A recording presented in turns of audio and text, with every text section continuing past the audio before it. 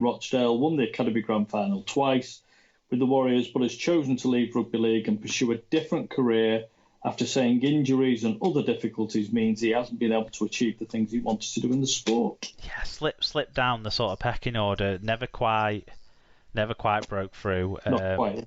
Yeah, it's a shame for Ben, but good luck in his life after Rugby League. Warrington back Greg Inglis will be out for up to 2 months after tearing his hamstring, head coach Steve Price said on Tuesday. The 34-year-old joined the club on a 12-month deal for the 2021 season, having come out of retirement. Inglis sustained the injury in their defeat by Huddersfield on the 17th of May, which was only his third wire appearance. Disappointing, isn't it? Well, I'm not hugely surprised.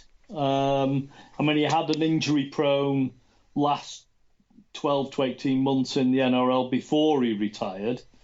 Has come back, got himself sort of fit-ish to play, and then he's now with a hamstring. So, I mean, I think we all hope to see the old Greg Inglis playing in Super League.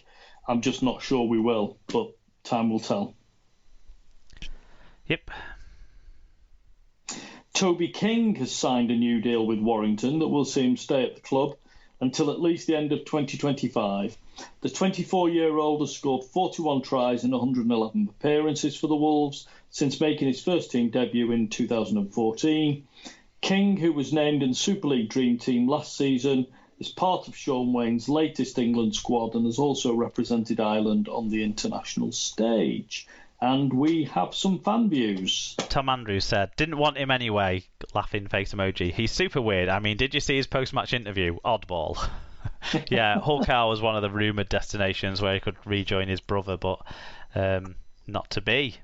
EFC 78JU. What a way to be played at Salford and score 2 tries all on the same day on a Thursday night at the AJ Bell Stadium. Announce a new deal before the game, but he signed it afterwards. You should have heard his interview, I think, with Jenna Brooks, though that was hilarious coming near the end. And Lee Whitnell said, although I always suspected that this would be the outcome, it's still a massive coup. Big money and family at KR, titles at Saints, sunshine at Catalans, and the prestige of a professorship in statistics at MIT must all have exerted the strongest of pulls. Great to finally decide to keep one of our homegrown players. Yeah, I mean, good re-signing. He's been outstanding for them with the ball. There's progress to be made without the ball, but he's getting better all the time, isn't he? And he's a real flash player this year. Yeah, no, I'd agree with that. I was slightly surprised with his inclusion last year in the Dream Team, but I've watched him a few times this year, and I think I can now admit I was wrong. I think he is getting a lot better, and you know, he's a very powerful centre. He's got plenty of speed and size. And good footwork and good hands, so that's everything you want to see in a good centre. Yep, and sticking with Warrington, EFC 78JU wants us to talk about a Blake Austin rumour. There's no actual news story to attach to this, so we'll just go with what EFC said. He said, Super League are set to try and sign Blake Austin for next season as his wire future is in doubt, and he is also in the final year of his contract at the HJ Stadium. I will be gutted if he goes, and Blake is the most expensive player in Super League, so I'd love if he signs a new deal to stay. I would say if he is the most expensive player, if he is the highest paid player in Super League, I think is what AFC is getting at there, then he hasn't been value for money over the course of his contract. He was fantastic for most of his first year, but Warrington managed to win the trophy without him on the field. He was pretty poor in his second year by all told, and I think it took dropping in this year to get the best out of him this year, which is a big step to have to make for a coach. So I would not be surprised if this was his last year at Warrington. I don't know what you think. No, I agree. I think he started very, very well, I thought, and it's been a gradual decline from there. And I still haven't seen anything from him that would make me think, wow, I wish Saints had him. and I'm pretty sure you'd have felt the same about Wigan. Definitely not this year. And last year I didn't feel like that. Yeah. What I would say as well about Warrington is they need to figure out how highly or not they rate Riley Dean as a young halfback who could be a homegrown player that they wouldn't have to pay lots of money to bring in. They want to figure that out because I think Saints have made a decision probably on how well they rate young Dodd, and I think Wigan have previously made decisions on how highly they rated George Williams, how highly they rate Harry Smith, etc. I think it's time for Warrington to start making those sorts of decisions, but also clearly they're still in the market for Jake Truman, and that won't, Williams aside, there's not going to be three spaces. No. Huddersfield have sent out 6 players on loan to the Championship. Fullback Ashton Golding will make his comeback from injury by playing on loan at Championship club Bradford. Prop Oliver Wilson, who joined Huddersfield from Bradford, will also spend at least the next fortnight with the Bulls. Winger or fullback Louis Senior has joined Oldham. Centre Sam Wood has gone to Dewsbury. Ireland international Rona Michael moves to Swinton. And halfback Ollie Russell has joined his Giants teammate Sam Hewitt at Halifax. The players can be recalled after 14 days, meaning they will be available for Huddersfield Super League Round 9 game against Wigan on the 11th of June. This is clever from Huddersfield. There's no reserves. They've sent players out during the 2-week period where they had already picked what their side was going to be for the game this week. I know they did shit, but that's by the by. They haven't got a game next week, whereas the Championship does have the odd game being played. So it gives a chance for some of the players to get some games, whilst Huddersfield aren't going to need them. Yep. Very sensible, and making use of the new system that we've got this year. Mm-hmm. Castleford Tigers have triggered a 1-year extension of George Griffin's contract, keeping him at the club for the 2022 season. Griffin joined the Tigers from Salford Red Devils for the 2020 season and is in his second season with the club, having featured in 17 matches to date, making his 150th Super League appearance in Friday's game against Leeds. He might wish he hadn't bothered. Some might argue him and his 16 teammates didn't. Featherstone winger Ben Blackmore has been banned for 10 weeks for posting a racist comment on social media. Blackmore, who's 28, will serve the suspension after being found guilty of bringing the game into disrepute. It follows a tweet he posted in pre-season about former teammate Rob Warranty, who plays for Sheffield. I thought it was a Facebook comment. Anyway, something he put on social media about former teammate Rob Warranty, who plays for Sheffield. Blackmore was charged with 3 breaches of the RFL rules. The Championship player was found guilty when he appeared in front of an operational rules tribunal.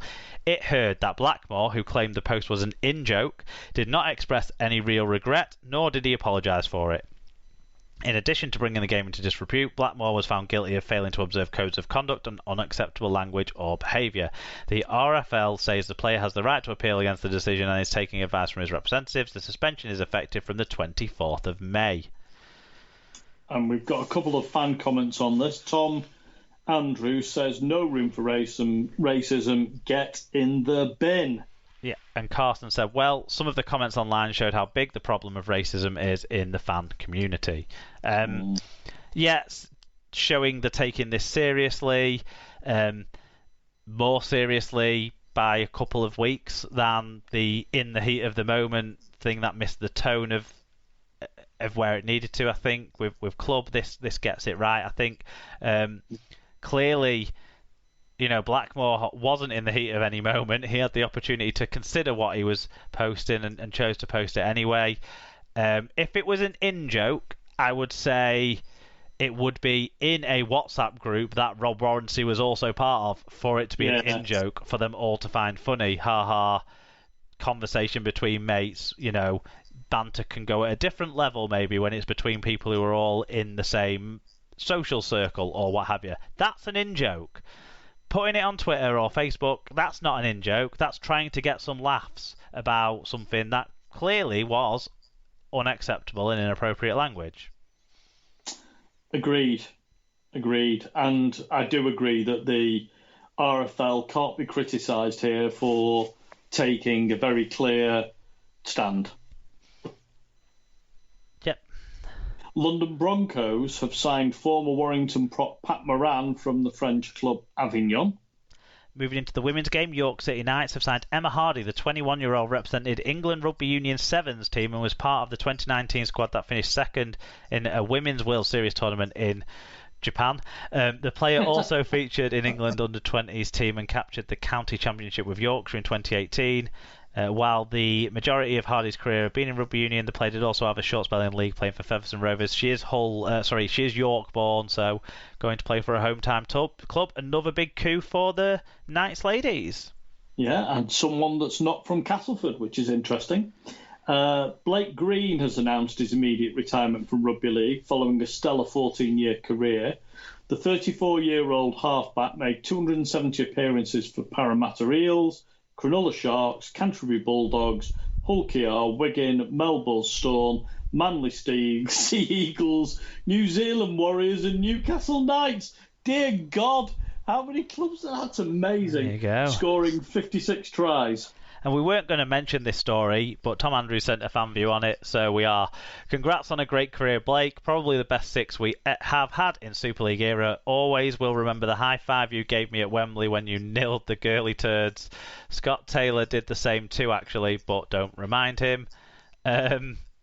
He obviously didn't see Tommy Martin playing Super League if he thinks Blake Green's the best. No, he means the best that Hull Kingston Rovers have had. Ah, okay. Yeah. No, he's not talking about George Williams or anyone like that.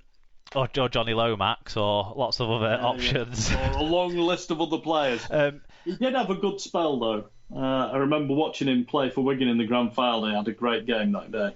Yeah, the 2013 grand final with the fractured eye socket or whatever Benny Westwood tried to rearrange in face to make him as ugly as Benny is, but it didn't work. He was pretty on the pitch. He was. It was a hell of a game, that game. Yeah, he was a really good performer for Wigan during that period. Built up a great relationship. Sort of as Liam Farrell became established as the starting first team player, and that just continued when George Williams slipped into that 6 shirt for Wigan. He paved the way and was fantastic. So, like I say, I wasn't going to talk about it because it's not really that relevant to us, but Tom's mentioned it, so I get to talk about it. Plus, I'm pretty sure Tom named his son after him. I think. Aha. I don't know if that's true. Okay. Does Paige know? No, it's not true. It's not true. I just made it up. Okay, so both New South Wales and Queensland have named their teams for this year's opening State of Origin game, which will now take place in Townsville on the 9th of June, after the venue was switched from Melbourne because of COVID lockdown in the Victorian capital. Both sides have named their intended matchday 17s, with each team adding 3 players in reserve in case of pre-game injuries or indeed COVID. New South Wales, number 1, James Tedesco from the Roosters and his captain. Number 2, Brian Toe from the Panthers. 3, Latrell Mitchell from the Rabbitohs. 4, Tom Trbojevic from the Sea Eagles. 5, I love this guy, Josh Adokar from the Storm. Number 6, Jerome Luai from the Panthers. Number 7, Nathan Cleary from the Panthers. Number 8, Daniel Safiti from the Knights. Number 9, Damien Cook from the Rabbitohs. Number 10, Jake Trbojevic from the Sea Eagles. Number 11, Cameron Murray from the Rabbitohs. 12, Tariq Sim from the Dragons. 13, Isaiah Yeo from the Panthers. Number 14, Jack Whiten from the Raiders. And number 15, Junior Palau from the Eels. 16, Payne Haas from the Broncos. 17, Liam Martin from the Panthers. 18, Apisai Corosiao from the Panthers. And 19, Campbell Graham from the Rabbitohs. Yeah, do you want to do Queensland? Actually, sorry? That's missing a name off there, isn't it? But there you it go. Is, actually, isn't it? Yeah, and for the Maroons, Kalen Ponga from the Knights is at fullback. Xavier Coates from the Broncos is on one wing. Kurt Capewell and Dane Gagai are the centres. Val Holmes is on the other wing. Cam Munster from the Storm and Daly, Cherry Evans, who I assume will be the captain from the Sea Eagles, are in the halves. The Storm's Christian Welsh and Harry Grant starting the front row alongside Tino Fasaumaluai from Glad you had the Maroons. From the Titans. Felice Kafusi and David